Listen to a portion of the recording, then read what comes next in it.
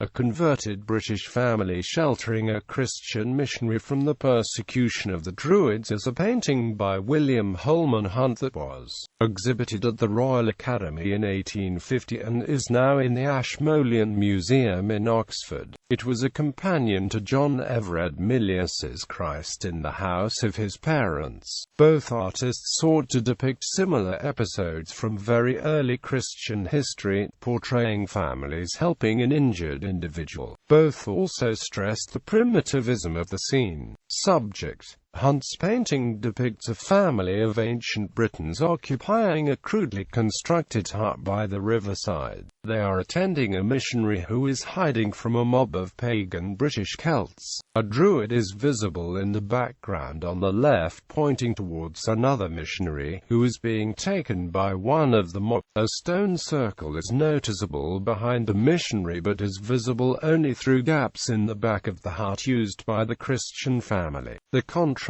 between Christian and Druidic symbols is identified by the painting of a red cross over a stone within the Christian family's hut. The presence of the Druid presumably locates the intended period of the scene before the Roman conquest of Britain in the mid-1st century, making the missionaries very early ones indeed, although the vestment-like clothes that they wear would, even to the well-informed Victorian, suggest a much later period. Reception: Hunt's painting was less controversial than Millais's companion piece, but Hunt was still heavily criticized for the odd composition and the contorted poses of the figures. In 1860, Florence Claxton's painting The Choice of Paris, an idyll, parodied the composition of Hunt's picture along with other works by the pre-Raphaelite artists of the previous years. Hunt himself continued to believe it to be one of his best works.